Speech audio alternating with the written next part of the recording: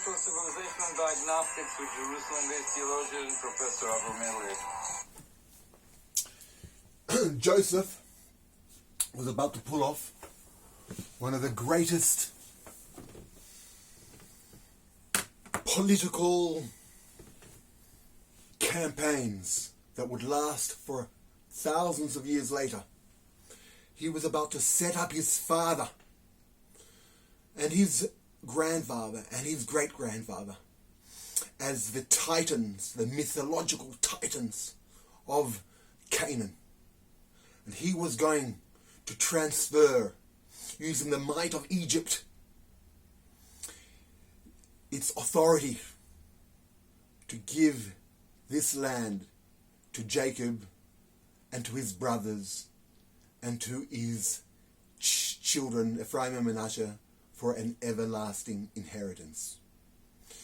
It would take a person like that, who was able to interpret dreams, who was able to visualize a situation and interpret it and leverage it for its capacity.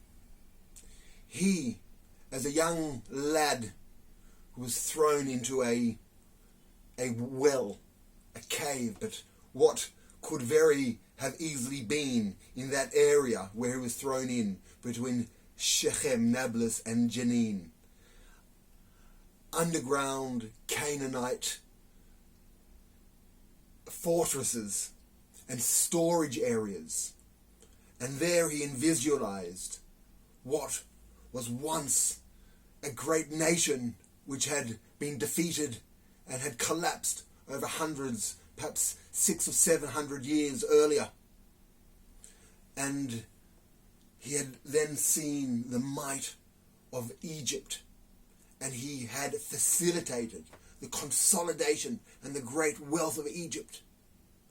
And then he had had a heart-to-heart with his father, who had told him about his mother, where she was born, Rachel, where she was buried, Rachel, on the way to Bethlehem, and about the burial holding of his ancestors, and about the land in Shechem, which would be given to him and his ancestors forever.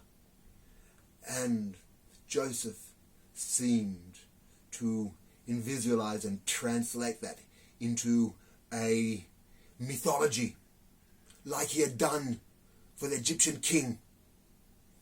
And he, in high choreographed ritual, he embalmed his father and caused the entire Egypt to mourn for 70 days and prepared the burial and the delegation, which would reverberate throughout the whole region.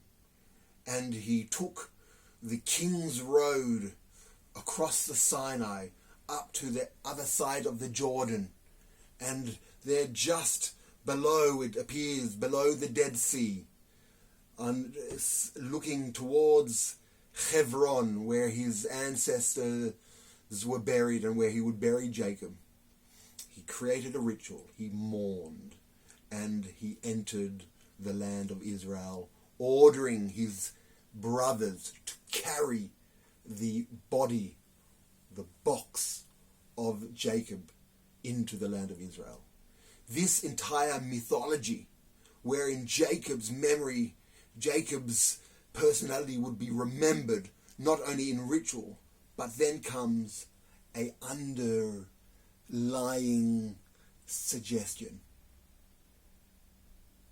that something was written and something was described, and laws were preserved, and an identity existed that would mature over the next several hundred years in bondage in Egypt, only to be discovered in the next book, the book of Shemot, the book of names, where Moses emerges as an adopted child of the Pharaoh, with access to the tombs and to the history and to the archives of ancient Egypt that preceded him. And there it seems, but it is not said, that he discovers Joseph and Joseph's vision and Joseph's promises to his people. And he continued on the saga. And this is where it stops, at a perfectly dramatic point where Joseph, at the age of 110, is about to die. He sees the promises of his father Jacob, that Ephraim would be blessed with great fruit, and he sees 3 generations of his children in Ephraim and the children of his other son Manasseh and Machir. And there you see the glory of the promise, where it says, "Thou shalt respect your father and your mother, so that your days will be lengthened on the days of this earth for your good." And the promises of Jacob and of his God came to fruition in Joseph, the ideal leader, the symbol of fertility and of a vine growing on a spring, and that people would only benefit and enjoy from him. Such is the end of the book of Genesis. Strength, strength, strength. May we go on and more strength.